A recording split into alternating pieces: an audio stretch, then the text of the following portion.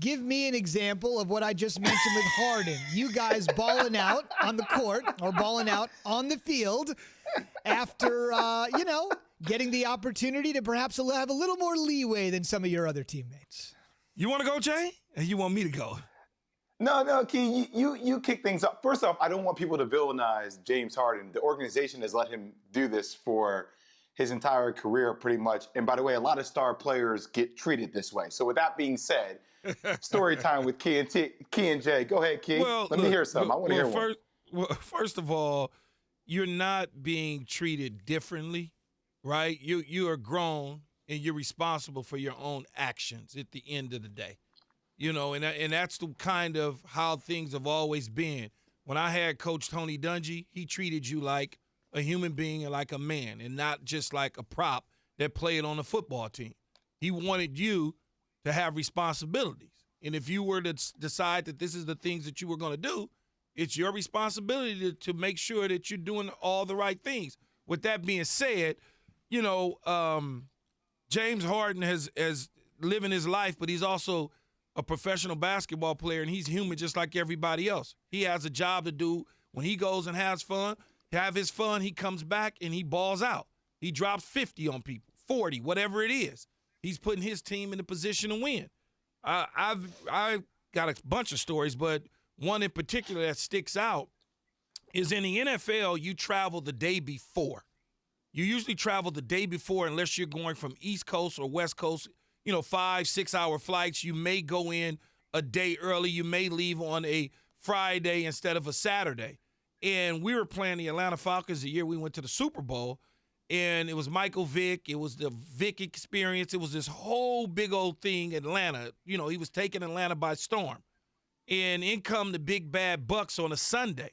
What I did on a Friday is I threw a party in Atlanta on a Friday. Now, mind you, on Saturday is a walkthrough. So I threw a party on a Friday, and me and about 3 of my other teammates, we got on the private jet. We flew from Tampa to Atlanta for the party. And the party started, 10 o'clock at night or whatever. So we partied all night long at the party that I threw on that Friday night. We got back on the jet first thing Saturday morning at like 5 a.m., 5:30 a.m., flew back to Tampa, got practice, walked through. Now, obviously, the practice field was smelling like a bunch of alcohol because we was partying. And then we got back on the plane with the team on Saturday back to Atlanta. And you know what happened on Sunday? I dropped like $130, 6 grabs, $130 a touchdown. The other guy that was with me balled out. The other one that was with me balled out. The other one was with me balled out. And the coaches said, whatever y'all did, y'all need to go do that again. That's one story. That's one story with many more. As long as you take care of business. I mean, it's well documented and well known that I would, at times when I played for the New York Jets and other teams, I would fly back to Los Angeles to visit my mom and them and fly right back to New York in a day just to be able to see my family. And in between time, I might have gone out or something, but I took care of business, so it wasn't an issue to my teammates or my coaches. Man, Key, I'm glad we're talking about this stuff because this is what happens in locker rooms. This is what happens when guys make a lot of money and they can have access to travel somewhere very quickly on a private plane and come back and party. Look, we played Charlotte one night. We had to go down. We had to play Orlando the next night on a back-to-back.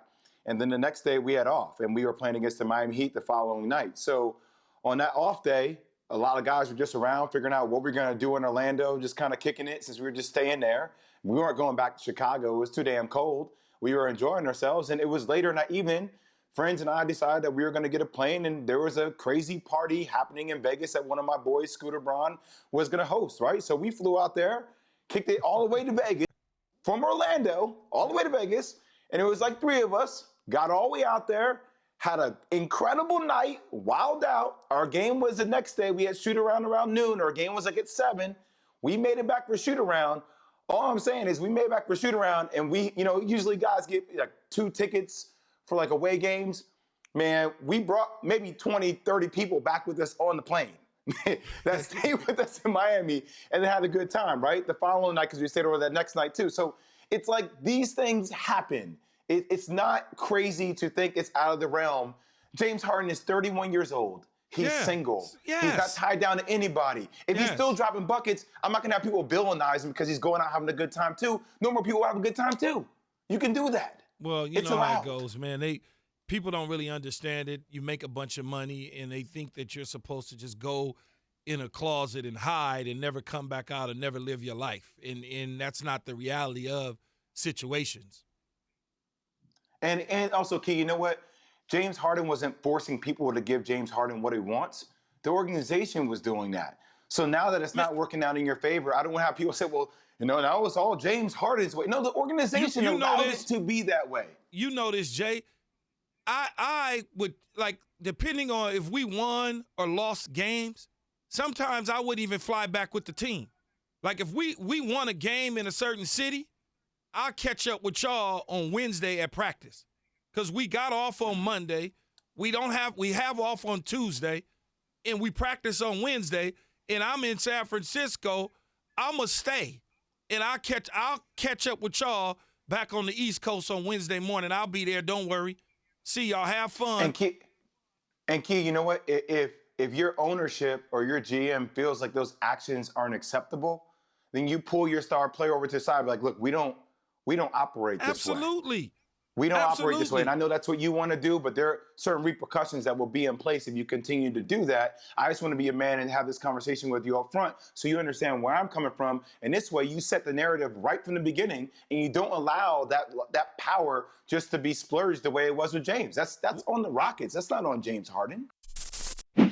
Thanks for watching ESPN on YouTube. For live streaming sports and premium content, subscribe to ESPN Plus right now.